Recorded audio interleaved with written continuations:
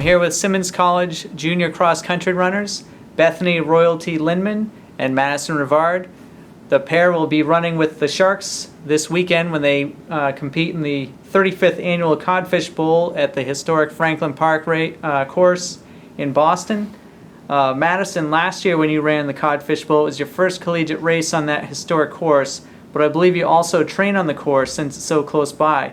What's it like for you to run a race on it, and how much does it help you as a team by being able to train on the course?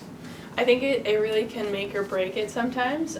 2 weeks ago during our Saturday practice, we were able to train and do a pretty intense workout on the course as well. So it's helpful just to sort of get hopefully some of the mental nerves out of it. I'm really excited that we got to, for some people who are new to cross country or new to Franklin Park, I'm pretty excited that we got to see the course and do a workout on it before tomorrow's meet. I think it's really helpful just to see the course, to do some practice, but also just to hopefully calm the nerves and make sure everyone feels confident going into it. Now, Bethany, last year you were one of the Sharks' top finishers in the Codfish Bowl. This year it's the 35th running of the women's race. What does it mean to run in such a prestigious race, but also such a historic course and well-known course? Well, something that's so special about the Codfish Bowl is that we're running against people who are either in high school or in college or post-collegiate runners. And so that kind of adds to the excitement because there's so many different types of runners that we are with. We have the advantage of knowing the course, others might not. So that's definitely something that can calm the nerves because we're familiar with the course, so we know exactly what we're going into. Now, because it's such a special race to you for those reasons, does that help you get up for that race more than maybe another race? I think it does. Since we have so few races, whereas other sports have games weekly, each race is always exciting and nerve-wracking. So this one I don't think is any different in that because of the course or because who we're running against and how I get ready for it, but it does add some like aspect that we don't have for other races because we don't know every team that we're running against.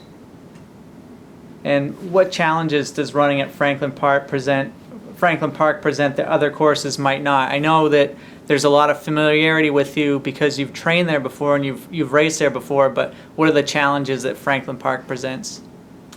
One of the challenges of Franklin Park is the hill, which is called Bear Cage Hill, and it's kind of a long and steep hill, so that is challenging. Also, the course itself is 3 loops that are similar, so that's kind of a mental challenge because you have to get over the monotony of running the same thing 3 times. But that can also be helpful because once you run it once, it's only a little bit different the next 2 times.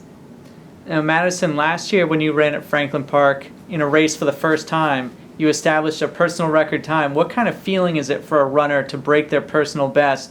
And when do you start thinking about how you're going to run a race before you enter into it?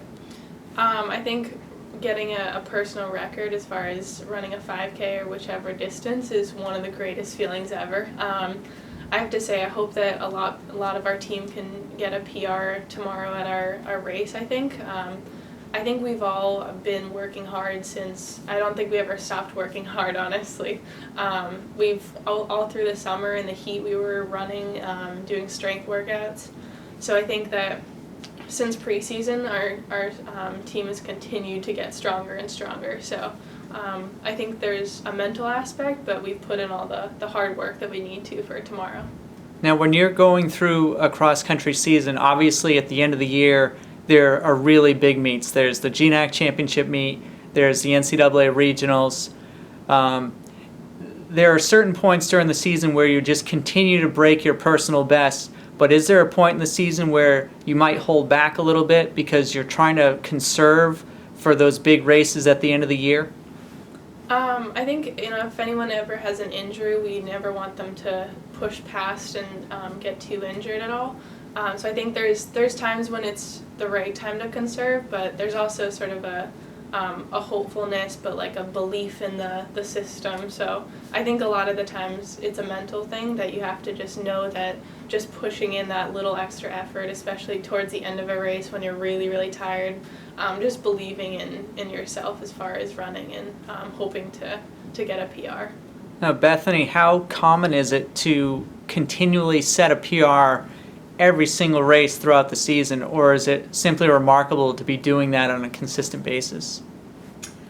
I think that would be pretty impressive. I think it's definitely necessary to conserve your energy in the first few races so that you can give it your all at GNX. I know that in the past it has been something that I've had to work on, because by the end of the season, after we've been training for months and racing for months, I'm usually a little burnt out by GNX. So I think more importantly, the most important thing is to conserve your energy but still give it your all at each race, so that by the end of the season when we're running in GNX, we can use all of our training and all of our energy to give it our best at that last race.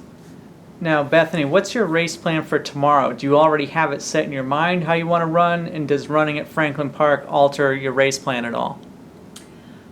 Usually I don't think about what my race plan is. I mean, I may have it set in my mind that this is the time that I want to run, or this is what my first mile pace should be, but mostly what I try and do is we always do warm up together as a team, and then we do dynamics, and we do a few strides, and once you get to the starting line, it's kind of, everyone's a little nervous and anxious, but once you get started, it kind of falls into place, and you see how, well, I see how I'm doing that day and how I'm feeling, and then I see if I need to hold back a little or if I can push myself a little bit more.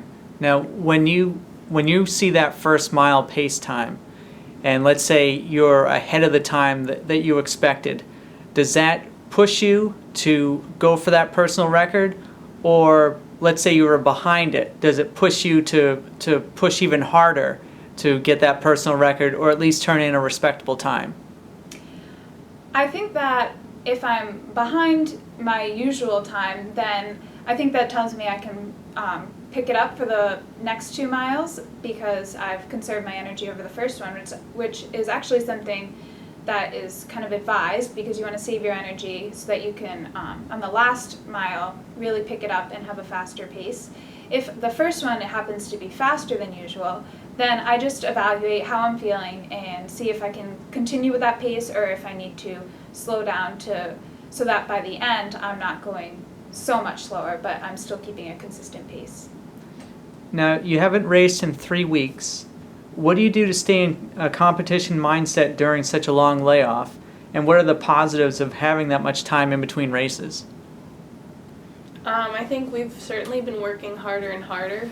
It's impressive to see how much our team physically, or just, I mean, we've grown even stronger as a team together. So I think since preseason we've continued improving, whether or not we have a race each Saturday. So we've done harder and harder workouts on Saturdays specifically, but I think our coach really can see how much potential our team has. And so, I mean, thankfully our team is just a really close-knit group of people that we just really work off each other to stay competitive, even if it's just a regular workout. Now, the Sharks have a lot of key returners from last season, but you also have a number of newcomers. How have the newcomers, what's the impression the newcomers have made on you so far this season? Well, since we have so many newcomers, it's great because everyone adds something different, so everyone runs at different paces. So usually we kind of cluster into groups based on our paces, and we kind of have a new person in each group, which is great, so that we can work to every aspect to help the new people, and then they can help to push us too. Well, great. So good luck tomorrow, and we'll see you out on the course. Thank you. Thank you.